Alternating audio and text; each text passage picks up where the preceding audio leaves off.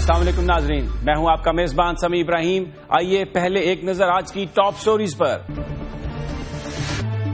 مقبوضہ کشمیر پر بھارت اور عالمی برادری نے اپنے وعدے پورے نہیں کیے، ابتدائی معاملات طے پا گئے، کل ملاقات ہوگی۔ مولانا سمیع الحق نے حکومتی مذاکراتی ٹیم کو بے اختیار قرار دے دیا۔ پاکستان کی درخواست پر امریکہ نے ڈرون حملے محدود کر دیے، واشنگٹن پوسٹ کا انکشاف۔ آج یوم یکجہتی کشمیر منایا جا رہا ہے۔ انفنش ایجنڈا تقسیم ہند کا کشمیریوں سے جو وعدہ ہے کئی دہائیوں سے پورا نہیں کیا گیا، ابھی تک انہیں اس بات کا حق نہیں دیا گیا کہ وہ اپنا مستقبل چن سکیں، وہ کس طرح رہنا چاہتے ہیں۔ پورے پاکستان میں جلوس نکلے اور مذمت کی گئی جو اس وقت انڈین فورسز ایٹراسٹیز کر رہی ہیں کشمیر میں۔ 6 لاکھ سے زائد فوجی وہاں پر موجود ہیں اور روزانہ ایک ظلم کی ایسی داستان لکھتے ہیں کہ انسانیت جو ہے اس سے لرز اٹھتی ہے، لیکن دنیا بے حس ہے، دنیا خاموش ہے اور گزشتہ کئی دہائیوں سے کشمیریوں پر یہ ظلم ہوتا چلا جا رہا ہے۔ یہ اس میں تو کوئی شک نہیں کہ جو اس وقت کشمیر کی صورتحال ہے اس میں دنیا کی منافقتیں، سپر پاورز کی منافقت اس میں شامل ہے۔ لیکن سوال آج یہ ہم اٹھانا چاہتے ہیں کہ اگر ہم اپنے گریبان پر جھانک کر دیکھیں، ہم اگر دیکھیں کہ کیا ہم نے اپنا ایکٹ درست کیا ہے، اگر ہم آج مضبوط ہوتے تو کیا دنیا کی کسی طاقت میں اتنی ہمت تھی کہ وہ دنیا کے کسی حصے میں بھی اور خاص طور پر جو پاکستان سے ملحقہ حصہ ہے کشمیریوں پر کوئی ظلم کرتی۔ آج اگر ہم دنیا پر نظر ڈالیں تو امریکہ سے یہ خبریں آ رہی ہیں کہ وہاں پر مائکروسافٹ کے جو سی ای او ہیں وہ ایک انڈین امریکن کو لگا دیا گیا ہے۔ بڑی بڑی جو کمپنیز ہیں ان کے سی ای اوز انڈین امریکنز لگ گئے ہیں۔ اگر ہم امریکہ کے سیاسی منظرنامے پر دیکھتے ہیں تو ہمیں یہ نظر آتا ہے کہ وہاں پر بہت بڑے امپورٹنٹ عہدوں پر انڈین امریکن قابض ہو چکے ہیں۔ مثال کے طور پر Puneet Talwari assistant secretary of state for political military affairs ہیں، نشا بشوال جو ہیں وہ assistant secretary of state for South Asian affairs ہیں، راجیو شاہ جو ہیں ایڈمنسٹریٹر ہیں U S agency for international development کے، Islam Siddiqui chief agriculture negotiator U S trade representative, جو عزتی راجی ہیں وہ ممبر ہیں president's commission of White House fellowship, Vikram Singh deputy secretary of defence ہیں، Preet Bharara U S attorney for southern district of New York ہیں۔ یہ وہ district ہے جس نے فیصل شہزاد کو بھی سزا دی اور جہاں پر ڈاکٹر عافیہ کو بھی سزا سنائی گئی۔ جسمیت آہوجا جو پروفیشنل سٹاف ممبر ہیں south Asian policy U S house committee on foreign affairs. یہی بات ختم نہیں ہوتی، اگر آگے دیکھیں تو اس وقت امریکہ کی 2 ریاستوں کے گورنر، لوزیانا کے گورنر بابی جنڈال ہیں جبکہ ساؤتھ کیرولینا کی جو گورنر ہیں وہ نکی ہیلی ہیں، اور بابی جنڈال کے بارے میں یہ کہا جاتا ہے کہ 2016 میں ہو سکتا ہے وہ ریپبلکن پارٹی کی جانب سے صدارتی امیدوار ہوں۔ اندازہ کیجئے کہ اگر امریکہ میں 2016 کے الیکشن میں ایک انڈین امریکن اگر امریکہ کا صدر بن جاتا ہے تو کشمیر کا معاملہ، خطے میں پاکستان کی صورتحال، پاکستان کا سٹیٹس کیا ہوگا؟ بہت سارے لوگ یہ سوال کرتے ہیں کہ یہ بہت اہم پوسٹنگز ہیں، یہ بہت اہم معاملات ہیں جن پر ہم شاید اس طرح سے نظر نہیں رکھے ہوئے، لیکن ہمارا دشمن بہت چوکس ہے۔ بات یہیں پر ختم نہیں ہوتی، آئیے میڈیا کی طرف دیکھیے تو جو بڑی بڑی نیوز آرگنائزیشنز ہیں اس میں بھی انڈین امریکن پوری طرح قابض ہیں۔ سی این این میں دیکھیے آپ کو فرید ذکریہ نظر آتے ہیں، نیو یارک ٹائمز میں دیکھیں آپ کو وکاس بجاج نظر آتے ہیں جو نیو یارک ٹائمز کی ایڈیٹوریل پالیسی کو کنٹرول کرتے ہیں۔ سی این این میں پھر دوبارہ نظر ڈالیں تو آپ کو زین ویر جی نظر آتی ہیں، سنجے گپتا نظر آتے ہیں۔ بہت جو امپورٹنٹ میڈیا آؤٹلیٹس جو دنیا میں پرسپشن کریٹ کرتی ہیں وہاں پر بھی انڈین امریکن پوری طرح قابض ہیں۔ لیکن ہم یہ آج سوال اٹھا رہے ہیں کہ ہم کہاں کھڑے ہیں؟ کیا ہم نے اپنا نظام ایجوکیشن بہتر بنایا؟ کیا ہمارے انفراسٹرکچرز نے کوئی ایسے نوجوانوں کو پروڈیوس کیا جنہوں نے جا کے دنیا میں پاکستان کا نام بلند کیا ہو؟ پاکستان کا جو خواب دیکھا تھا قائد نے، شاید ہم اس کی تعبیر کو ابھی تک ڈھونڈنے میں مصروف ہیں۔ ہمارے ساتھ موجود ہیں آج جناب شہزاد چودھری صاحب، جناب سجاد میر صاحب اور جناب آغا فاروق صاحب۔ ان سے ہم یہ جاننے کی کوشش کریں گے کہ اگر دنیا میں اس آنسلاٹ کا ہم نے مقابلہ کرنا ہے تو پھر ہمیں اپنے اندر کیا تبدیلیاں لانا ہوں گی یا ہم نے غلطیاں کہاں کی؟ السلام علیکم جناب شہزاد چودھری صاحب۔ جی وعلیکم السلام۔ شہزاد چودھری صاحب، دنیا کا طاقت کا پولیٹیکل طاقت کا منبع یورپ اور امریکہ ہے، اس وقت وہاں پر مکمل طور پر جو امریکن انڈینز ہیں وہ قابض نظر آ رہے ہیں، جو پالیسی ساز ادارے ہیں وہاں پر وہ چلے گئے ہیں۔ ان حالات میں ہم جو کشمیر کی بات کرتے ہیں، یہاں ریجن میں اپنے سٹیٹس کی بات کرتے ہیں، کیا وہ پورا ہو سکتا ہے خواب ہمارا؟ دیکھیے، جہاں تک تو پاکستان اور بھارت کے درمیان میں جو سیاسی ان کے آبجیکٹوز ہیں، اس کا تو بڑی حد تک جو ڈپینڈنس ہے وہ ان کی بائیلیٹرل کیپیسٹیز کے اوپر ہے، اور اس میں کوئی شک نہیں کہ اس بائیلیٹرل کیپیسٹی میں بھی آپ دیکھتے ہیں کہ بھارت پاکستان سے بہت آگے جا چکا ہے، اور اس کے اندر بہت بڑا بنیادی رول ان کی تعلیم کا ہے، ان کی ٹیکنالوجی کا ہے۔ یہ دو ایلیمنٹس ایسے ہیں جو کہ پاکستان اپنے طور پہ نہیں ان کو اسٹیبلش کر سکا، جبکہ بھارت نے ان کو بہت اچھے طریقے سے اسٹیبلش کیا، اور اس وجہ سے آپ کی اکانومی کے اندر اس کا بہت رول دیکھتے ہیں، اور ایک نالج اکانومی بنتی جا رہی ہے۔ جہاں تک امریکہ کا آپ نے اتنا ذکر کیا، اور بالکل میں سمجھتا ہوں کہ بالکل برحق اس کا ذکر کیا، واقعی میں جو انڈینز اس وقت نیچرلائزڈ امریکنز ہیں، وہیں پیدا ہوئے، وہیں پلے بڑھے، انہوں نے اپنا جو سب سے پہلا مقصد تھا اور اس ایتھوس کو لے کے گئے جو کہ انڈین یا ساؤتھ ایشین ایتھوس سمجھا جاتا ہے، تعلیم، کہ تعلیم کے اوپر زور دیا۔ اگر پہلے جو والدین تھے وہ لو مڈل کلاس سے امریکہ کے اندر، تو انہوں نے انشور کرایا کہ ان کے بچے تعلیم لے کے پھر وہیں پر سیٹل ہو جائیں۔ ہمارے ہاں کچھ عجیب سی ایک سینسٹیوٹی ہوتی ہے کہ پہلے یہ ہے کہ ہمیں امریکہ جانا مشکل ہوتا ہے، وہاں پہ جاتے ہیں تو پھر کہتے ہیں کہ اپنے ملک واپس آ کے آپ وہاں پہ خدمات انجام دیں۔ ہم یہ نہیں ریئلائز کرتے کہ دنیا کے اندر جو اس وقت ایک گلوبلائز ولیج بن چکا ہوا ہے، وہاں پر اگر آپ کی پریزنس ہوگی تو وہاں پہ ان کے پالیسی ساز اداروں میں، وہاں کی میڈیا کے اندر جس نے آپ نے ذکر کیا، اس وقت یاد رکھیں کہ وہاں کی اسٹیٹ ڈپارٹمنٹ کے اندر پریکٹیکلی کہتے ہیں کہ ہر تیسرا چوتھا آدمی ایک انڈین امریکن ہے۔ تو اگر یہ بات ہے تو ان کی پالیسی کی جو نوانس ہوگا وہ کتنا پرو انڈیا ہوگا۔ پھر آپ دیکھتے ہیں کہ ان تمام چیزوں کا انڈیا اور پاکستان کے کانٹیکسٹ کے اندر انڈیا کی جتنی جو ہمارے آپس کے مسائل ہیں انڈیا اور پاکستان کے، انڈیا کی زیادہ سنی جاتی ہے۔ بے شک اس کے اندر ان کی اکانومی کا بھی اثر ہے، ان کی نیڈ کا بھی اثر ہے، جو کہ دنیا ان کے لیے ضرور سمجھتی ہے، لیکن انہوں نے اپنے آپ کو ریلیونٹ بنایا ہے دنیا کے لیے، اور اپنے لوگوں کی وجہ سے جو کہ ڈائسپورا جو کہ دنیا میں پھیلا ہوا ہے، اس نے ایک ایسا امپریشن کریٹ کیا ہے کہ انڈینز بہت پڑھے لکھے، بہت قابل لوگ ہیں، اس لیول پہ پہنچے ہیں جو آپ نے ذکر کیا، اور اس کی وجہ سے ان کی اپنی ایک حیثیت ہے اور ان کی پہچان ہے۔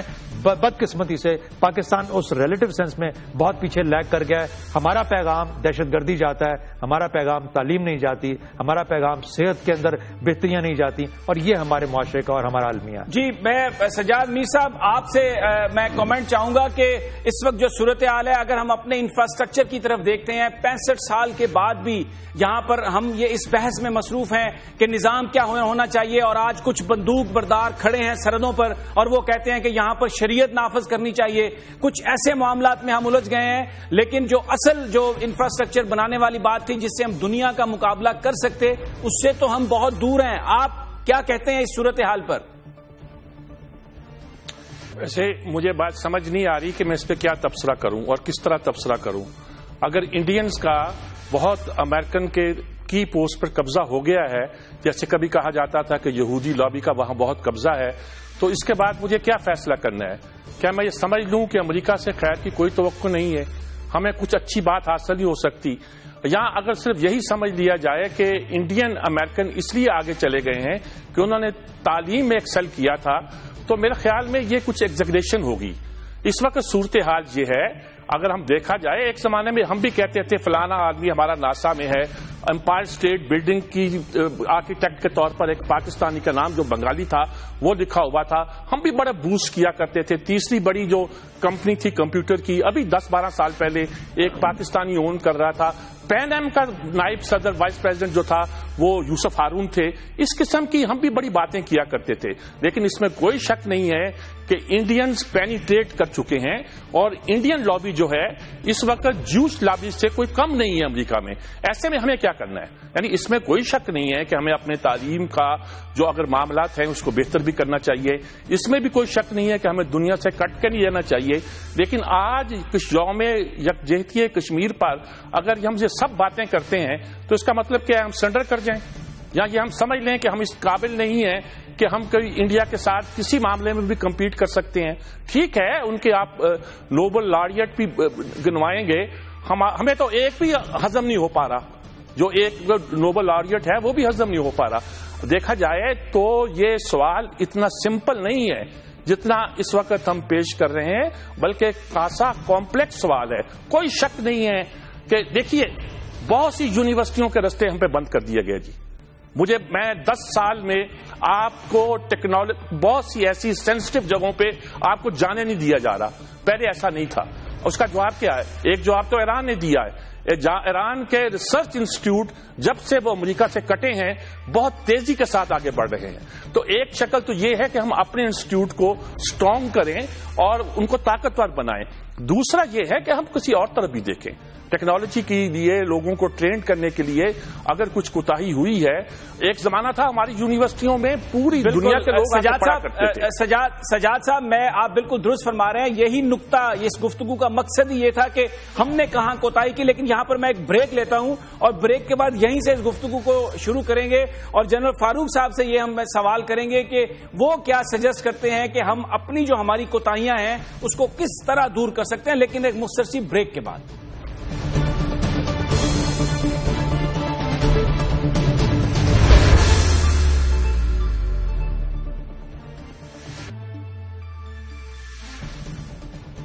Welcome back. ہم بات کر رہے ہیں کشمیر کے مسئلے کی. آج یوم یکجہتی کشمیر ہے. ہم یہ سوال اٹھا رہے ہیں کہ دشمنوں کی منافقتیں اور ان کی زیادتیاں اپنی جگہ، لیکن ہم اپنے آپ کو مضبوط نہ کر سکے. ہمارے اندر کمزوریاں رہ گئیں جس کی وجہ سے شاید آج ہم دشمن کی چالوں کا اس طرح جواب نہیں دے سکتے جس طرح دینا چاہیے تھا. اگر قائد کا پاکستان اسی طرح اس خواب کی تکمیل ہو جاتی، اگر پاکستان اسی طرح مضبوط ہو جاتا، انفراسٹرکچر بن جاتا جس طرح قائد اعظم چاہتے تھے، تو شاید دشمن آج ہم پر اس طرح وار نہ کر سکتا اور جو کشمیری ہیں انہیں بھی آج اس ظلم کا، اس اذیت کا سامنا نہ کرنا پڑتا. جنرل فاروق ہمارے ساتھ ہیں. ریسنٹلی واشنگٹن میں بھی تھے، ایک کانفرنس میں تھے، کورس میں تھے. ان سے جاننا چاہوں گا جنرل صاحب، یہ بیان کیجئے کہ اس وقت جو لابنگ دنیا کی وہ طاقتیں جو پاکستان کے مخالف ہیں، جس طرح وہ سرگرم عمل ہیں، جس طرح وہ ایکٹیو ہیں اس خطے کے حوالے سے، آپ بھی وہاں پر رہے، کیا ہم اس حوالے سے آپ کو پریپیئر نظر آتے ہیں یا ہمارے حکمرانوں کو، اکابرین کو اس بات کا ادراک ہے کہ یہ کتنی اہم یہ بات ہوگی اگر ہم وہاں پر اپنا مقدمہ لڑیں جا کے؟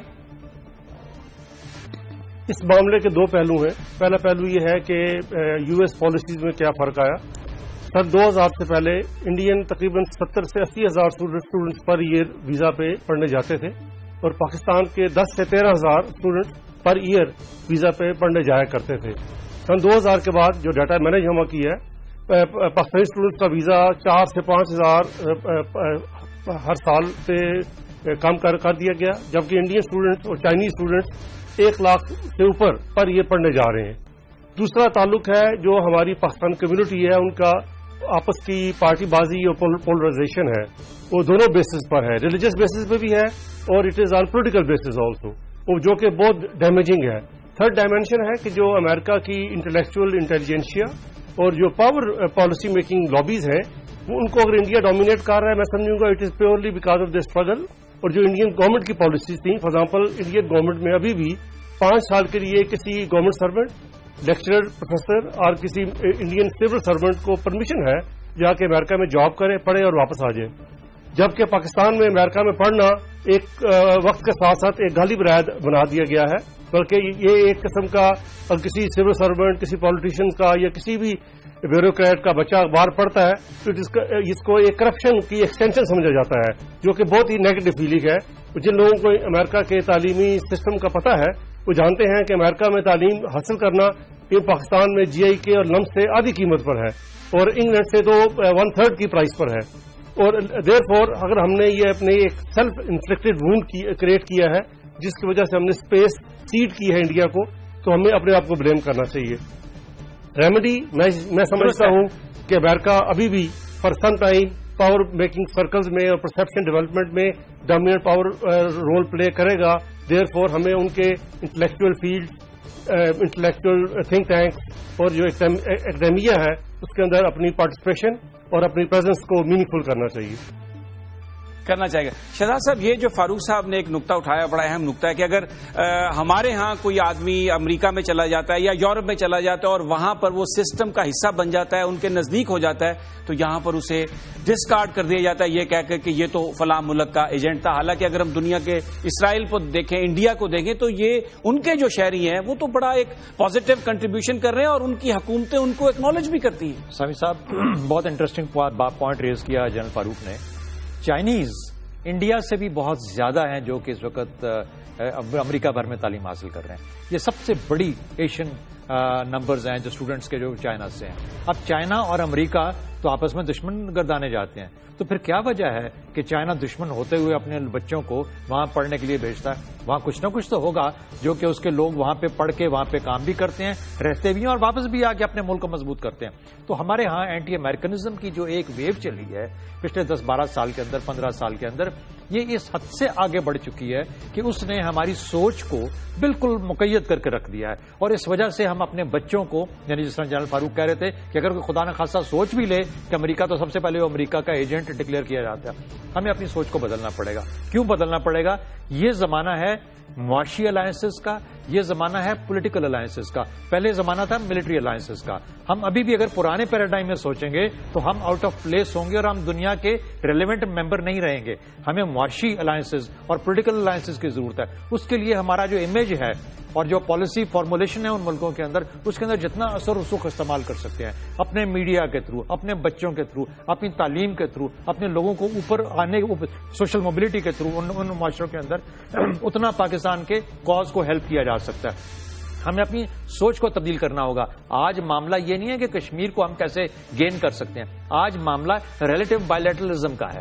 ریلیٹو بائیلیٹرلزم کے اندر ہم نے یہ دیکھنا ہے کہ ہماری معیشت اتنی بڑی تو نہیں ہوگی جتنی انڈیا کی ہے, لیکن کیا پرفارم اسی لیول پہ کر رہی ہے جیسے انڈیا کی کر رہی ہے, تاکہ ہم یہ نہ سمجھے جائیں کہ ہم اپنے ہی خطے میں ارریلیونٹ ہو گئے ہیں. دنیا میں تو ارریلیونٹ ہم ہوتے ہی جا رہے ہیں, اپنے خطے میں ارریلیونٹ نہ ہو. بالکل, اس کو ہم نے یہ بڑا امپورٹنٹ پوائنٹ ہے. سجاد صاحب, آپ سے میں یہ جاننا چاہوں گا کہ دنیا میں بہت سارے چھوٹے ملک بھی ہیں لیکن اپنی اقتصادی مضبوط حالات کی وجہ سے وہ بڑا میٹر کرتے ہیں. جاپان ایک چھوٹا ملک ہے, کوریا ایک چھوٹا ملک ہے. تو یہ جو نیریٹو ہے ہمارا اس ملک میں کہ ہم اینٹی امریکنزم اور ہم یہ سمجھتے ہیں کہ امریکہ تو بس پاکستان کو برباد کرنا چاہتا ہے, آپ اس سے متفق ہیں کہ اس کو تھوڑا تبدیل کرنے کی ضرورت ہے؟ اچھا جی, جو اینٹی امریکنزم ہے وہ کسی اور کانٹیکسٹ میں ہے, کسی اور ریفرنس میں ہے. دو دفاعی اینالسٹ ہمارے ساتھ بیٹھے ہوئے ہیں, ان کو اچھی طرح اندازہ ہے کہ کس ریفرنس میں ہے. جہاں تک امریکہ میں تعلیم حاصل کرنے کا شوق ہے پاکستانیوں میں, تو میرا نہیں خیال کہ پاکستان میں اس کو غلط سمجھا جاتا ہے جہاں اس کو امریکہ کا ایجنٹ قرار دیا جاتا ہے. ہر طالب علم کی خواہش ہے کہ برطانیہ ہو, امریکہ ہو, جرمنی ہو, جہاں بھی اسے موقع ملے وہ تعلیم حاصل کرے. امریکہ کا نمبر 1 ہے, اس میں کوئی شک نہیں ہے. اور یہ جو ایک خیال ہے کہ دیکھیں نا, ان کی یونیورسٹیوں میں بڑا جنرل فاروق نے بہت اچھی بات کی ہے کہ 10-15 ہزار لوگ جایا کرتے تھے, اب 4-5 ہزار جاتے ہیں. کیوں جاتے ہیں؟ یہ نہیں کہ ان کو شوق نہیں ہے, چانسز کم ہو گئے ہیں, چانسز کم مل رہے ہیں ان کو. یہ سب جو تعلیم ہوتی تھی عام طور پر اسکالرشپ پہ ہوتی تھی, اب تو سینسٹیو یونیورسٹیوں میں داخلہ نہیں ملتا پاکستانیوں کو. اور پاکستان میں جو ریسرچ ہوتی ہے اس کے لیے آپ کو جو چیزیں چاہیے ہوتی ہیں وہ اگر آپ منگوانا چاہیں تو اس طرح ان کو روکا جاتا ہے جیسے کہ ہم کوئی ایٹمی ٹیکنالوجی کے لیے کوئی چیز مانگ رہے ہیں. تو یہ ساری باتیں ہمارے پیش نظر ہونی چاہیے, لیکن اس کا یہ مطلب نہیں ہے کہ ہمیں یہ کام نہیں کرنا. پاکستان میں اینٹی امریکنزم موجود ہے, لیکن ان کی یونیورسٹیوں میں تعلیم حاصل کرنا, وہاں جانا یہ برا نہیں سمجھا جاتا. ہاں, یہ جو جنرل فاروق صاحب بیوروکریٹس کی بات کرتے تھے اس میں یہ نہیں ہے کہ ان کے بچے وہاں کیوں پڑھ رہے ہیں, بلکہ اس لیے کہا جاتا تھا کہ ان سے پوچھا جاتا تھا کہ ان کے وسائل جو ہیں وہ ظاہر کریں کہ اتنے ہیں. یہ کہا جاتا ہے کہ ہمارا جو سرکاری غریب کا بچہ تو جا نہیں سکتا, ہم اسکالرشپ کی حکومت ہماری کوشش نہیں کرتی کہ بہت سارے اسکالرشپ ہم ملیں ہمیں لوگوں کو, اور اس پر وہ ان کے بچے پڑھتے ہیں جو میں کیا کہہ سکتا ہوں, جن کے اتنے وسائل تو کم از کم نہیں ہے کہ ان کا ایک بچہ وہاں ہمارے اپنے خرچ پر لوگ گئے ہیں. برتن مانج کر بھی پڑھا ہے, ہمارے بہت سے دوست ہیں جن کو میں جانتا ہوں. سجاد صاحب, یہ بات ساری صرف ایجوکیشن تک نہیں تھی, پوری دنیا میں جو ہم ایک آئسولیشن میں جا رہے ہیں اس آئسولیشن کو ختم کرنے کے حوالے سے, اپنی لابنگ بہتر کرنے کے حوالے سے تھی. یہ صرف کوئی اسٹوڈنٹس یا ایجوکیشن کے حوالے سے ہم بات نہیں کر رہے.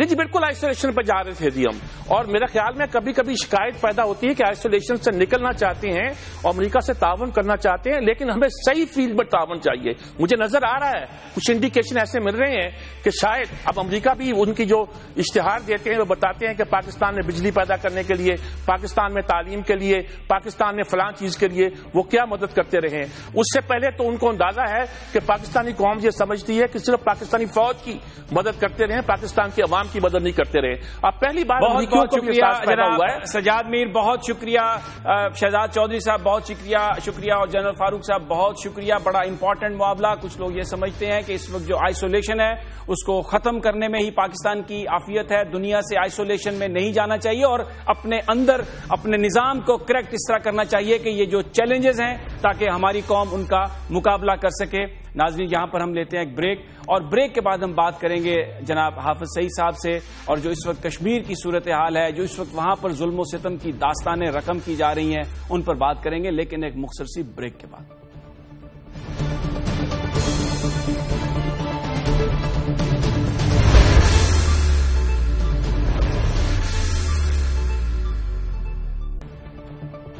Welcome back. हम बात कर रहे हैं आज यौम यकजहती कश्मीर के हवाले से। कश्मीरी अवाम के साथ मजालब का जो सिलसिला गुज़श्ता कई दहाइयों से जारी है वो अभी भी चल रहा है। दुनिया बेहिस है, दुनिया खामोश है। इस हवाले से आज हम बात करेंगे प्रोफेसर हाफिज मोहम्मद सईद साहब से, जमात उद दावा के सरबराह हैं। अस्सलाम वालेकुम हाफिज साहब। वालेकुम अस्सलाम। हाफिज साहब, कश्मीर से जो आने वाली इत्तलात हैं उसके मुताबिक कश्मीरियों पर जुल्म का पहाड़ जो है वो वैसे ही तोड़ा जा रहा है, टूट रहा है, लोग परेशान हैं। वहां पर जो ऐसी कब्रें मिल रही हैं जिनमें लोग दफन किए जाते हैं, नौजवानों का कत्लेआम किया जाता है, 6 लाख से ज्यादा वहां पर इंडियन फौज अभी भी मौजूद है।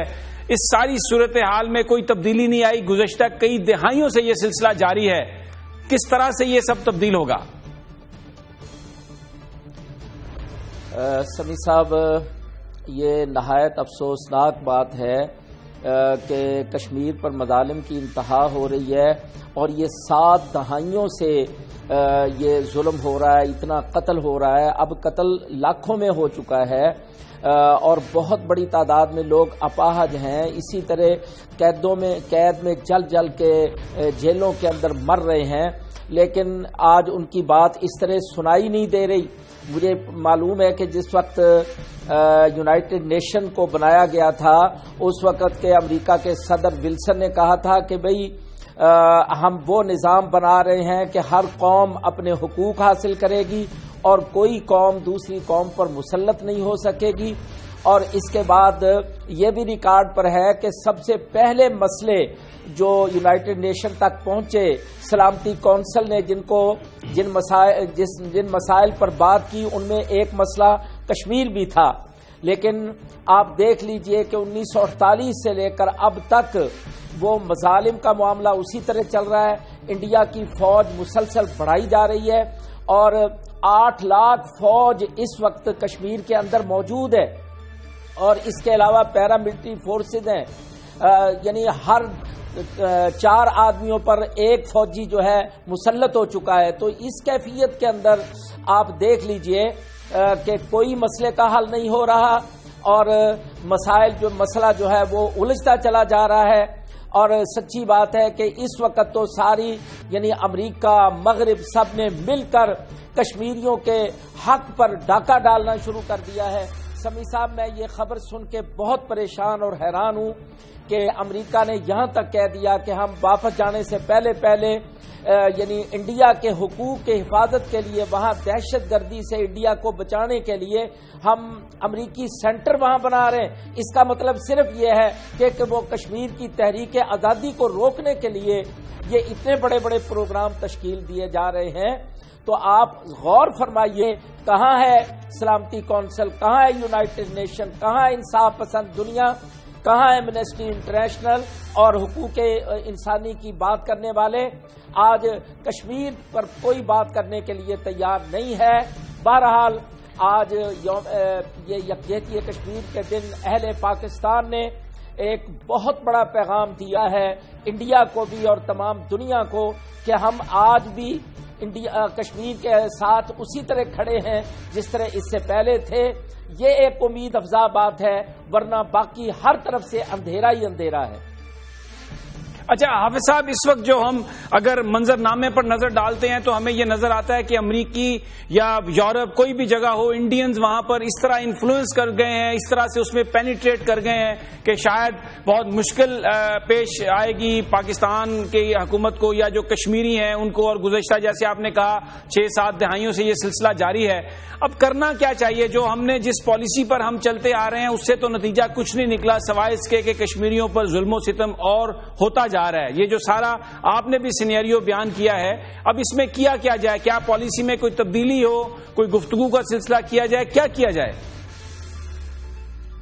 اس میں سبھی صاحب پہلی بات کرنے کی یہ ہے کہ شروع دن سے مسئلہ کشمیر پر جو پاکستان کا اصولی موقف رہا ہے اور اس موقف پر جو تبدیلیاں آئی ہیں، اس سب سے پہلے تو میں یہ کہنا چاہتا ہوں کہ پاکستان کے حکمرانوں کو اور ذمہ دار لوگوں کو اور آرمی کے ذمہ داران کو سب کو مل بیٹھ کر اپنی پالیسی طے کرنی چاہیے، اور جس پالیسی کو قائد اعظم نے، لیاقت علی خان نے، سب نے مل کر بنایا تھا کہ انڈیا کے ساتھ معاملات طے کرنے کے لیے سب سے پہلے کشمیر کے مسئلے کو حل کیا جائے گا۔ جب تک کشمیر کا مسئلہ حل نہیں ہوتا ہم انڈیا کے ساتھ کوئی معاہدہ، کوئی سلسلہ جاری نہیں کر سکتے۔ ہمارا سب سے بڑا، اس خطے کا سب سے بڑا مسئلہ کشمیر کا مسئلہ ہے، تو پہلا کام کرنے والا یہ ہے کہ سب مل جل کر اسی پالیسی پر کاربند ہو جائیں۔ یونائٹڈ نیشن کی قراردادوں پر جو موقف پاکستان نے پہلے دن سے اختیار کیا ہوا ہے اس کو سٹک کریں، اور درمیان میں یہ جو مرحلے آتے رہے ہیں اور ادھر ادھر آؤٹ آف دی باکس جو حل بیان کیے جاتے رہے ہیں، مختلف آپشنز بیان کیے جاتے رہے جس سے مسئلہ الجھا ہے، کنفیوژن پیدا ہوا ہے، کشمیریوں کا اعتماد ضائع ہوا ہے، تو سب سے پہلے تو پاکستان کو کشمیر پر اپنی پالیسی کی اصلاح کر کے کشمیری لوگوں کو اعتماد دینا چاہیے کہ ہم مکمل طور پر تمہارے ساتھ ہیں، اور انڈیا کو باور کروانا چاہیے کہ ہم تمہارے ساتھ کوئی معاہدہ، کوئی تجارت، کچھ نہیں کر سکتے جب تک تم کشمیر کے مسئلے کو حل نہیں کرتے۔ اور اس کے ساتھ حکومت پاکستان، حافظ صاحب آپ نے بات بڑی امپورٹنٹ کہی ہے کہ ہمیں اپنی پالیسی بنانی چاہیے، انڈیپینڈنٹ پالیسی، اور جو قائد اعظم نے اصول وضع کیے تھے اس کے مطابق ہی پالیسی ہونی چاہیے، پہلے کشمیر کا مسئلہ ہی حل ہونا چاہیے۔ لیکن میرا سوال آپ سے یہ ہے، جب پاکستان کی حکومت کو بجٹ کا خسارہ پورا کرنے کے لیے IMF کے پاس جانا پڑے، جب پاکستان کی حکومت کو اپنے مالی معاملات چلانے کے لیے بیرون ملک کشکول لے کے جانا پڑے، جب پاکستان کی جو افواج ہے ان کو بھی اپنے پرزے لینے کے لیے باہر کی طرف دیکھنا پڑے، تو آپ سمجھتے ہیں کہ ہم کو انڈیپینڈنٹ پالیسی بنانے میں کامیاب ہو جائیں گے؟ دیکھیے جی، میں اس سلسلے میں یہ کہتا ہوں کہ یہ مسئلے جتنے الجھے ہوئے ہیں، معاشی طور پر ہم جس قدر انحطاط کا شکار ہیں، اس کے اندر بھی کشمیر کے مسئلے کا بہت بڑا دخل ہے۔ آپ دیکھ لیجئے کہ پچھلے 12 سالوں کے اندر انڈیا نے کشمیر کے دریاؤں پر، کشمیر سے جو پاکستان کی طرف دریا آ رہے ہیں اور سارے پاکستان کے تسلیم شدہ دریا ہیں، ان کے اوپر ڈیم بنا کے پاکستان کی بجلی جو ہے وہ روکی ہے، پاکستان کی زراعت کو تباہ کرنے کی کوشش کی ہے، اور ہماری فیکٹریاں بند ہوئی ہیں، ہماری مصنوعات بہت مہنگی ہوئی ہیں، اور انڈیا نے اس موقع سے فائدہ اٹھا کر پاکستان میں اپنی مصنوعات بھیجنا شروع کی ہیں۔ تجارت کے نام پر پاکستان کو معاشی اپاہج بنانے کی کوشش کی ہے، پاکستان کو تجارتی منڈی بنانے کی کوشش کی ہے۔ تو یہ بہت بڑا مسئلہ ہے جناب، یعنی بجلی اگر کا بحران ہے اور اس کا پوری معیشت کے اوپر اثر ہے، اس کا ذمہ دار انڈیا ہے۔ پاکستان کے اندر جو اتنی تخریب کاری، دہشت گردی، جس سے پاکستان کا کاروبار تباہ ہو کے رہ گیا ہے، اس کا ذمہ دار انڈیا ہے۔ تو آپ ان مسائل، ان حقائق کو سامنے رکھ کر یہ صاف طور پر کہیں کہ پورا پاکستان اس مسئلے میں اللہ کے فضل سے عوامی سطح پر تیار ہے، لیکن صرف حکمران دباؤ کا شکار ہے کہ ہمیں اپنے مسائل پر اپنے قدموں میں کھڑا ہونا ہے۔ سمیع صاحب، میں ضمانت دیتا ہوں حکومت کو کہ آج وہ کشکول چھوڑ دیں، وہ مغرب کی کاسا لیسی چھوڑ دیں، وہ ان کے دباؤ پر فیصلے کرنے چھوڑ دیں۔ پاکستان کے اندر لاکھوں لوگ ہیں जो अरबों खरबों देकर पाकिस्तान को इस दलदल से, इस मुआशी मुसीबत से निकाल सकते हैं बाहर की दुनिया में। बहुत बहुत शुक्रिया जनाब हाफिज मोहम्मद सईद साहब, जो कह रहे थे कि पाकिस्तानी हुक्मरानों को चाहिए कि कशकोल फेंक दें, अपने पांव पर खड़े हों और पॉलिसी अपनी जो मारूजी हालात हैं और अपनी जो तरजीहात हैं उसके मुताबिक बनाएं, तो पाकिस्तानी जो हैं वो उनके साथ खड़े होंगे और बहुत बड़ी तादाद में बड़े अमीर पाकिस्तानी ऐसे हैं जो पाकिस्तान को इस दलदल से निकाल सकते हैं। नाज़रीन, यहां पर हम लेते हैं एक ब्रेक और ब्रेक के बाद हम बात करेंगे। खबर ये आ रही है कि अमेरिका ने यकीन दिलाया है पाकिस्तानी हुकूमत को कि जब तक आप मुज़ाकरात कर रहे हैं तालिबान के साथ, ड्रोन हमला हम नहीं करेंगे, तालिबान पर ड्रोन हमला नहीं होगा, लेकिन अलकायदा के अगर कोई लीडर पता चला तो उन पर ड्रोन हमला हो सकता है। इस पर हम बात करते हैं एक ब्रेक के बाद।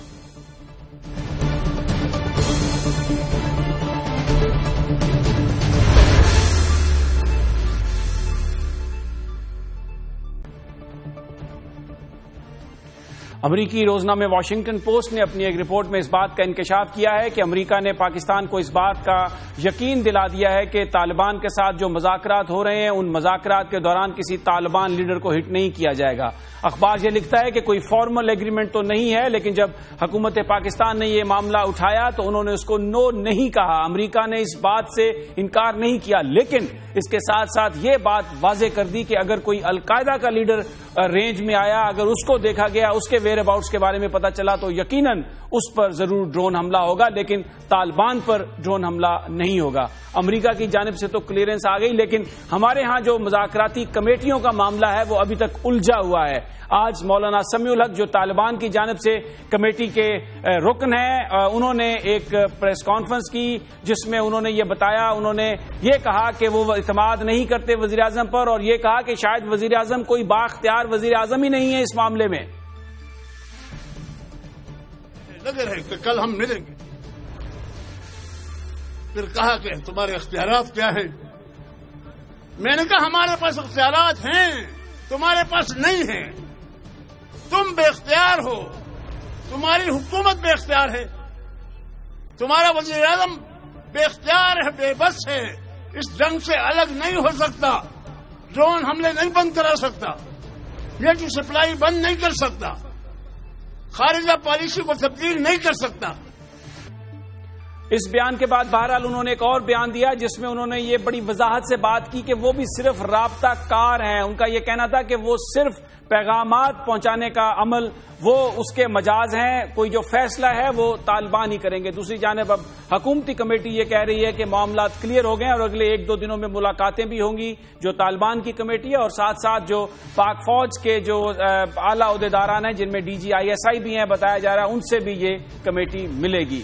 आज इस सारे मौजू पर हम गुफ्तगू करेंगे। जनाब इम्तियाज गुल हमारे साथ मौजूद हैं। अस्सलाम वालेकुम इम्तियाज, एक तो इस पर ये जो आपने मौलाना समीउल हक की भी बात सुनी, वो यहाँ पर तो ये कहा जा रहा है कि ये जो कमेटी है हुकूमत की या वजीर आजम बाख्तियार ही नहीं है, और फिर बाद में उन्होंने खुद ही कह दिया कि वो खुद भी जो है वो सिर्फ राब्ता कार हैं, राब्ता करवाएंगे और उनके पास भी कोई इख्तियार नहीं है। कहीं ये बात कहीं जाती हुई नजर आती है आपको? देखिए, मेरा अपना ये ख्याल है कि मौलाना समीउल हक साहब इस वक्त उम्र के जिस हिस्से में हैं, शायद उन्हें 1 घंटा पहले की हुई बात याद नहीं रहती है।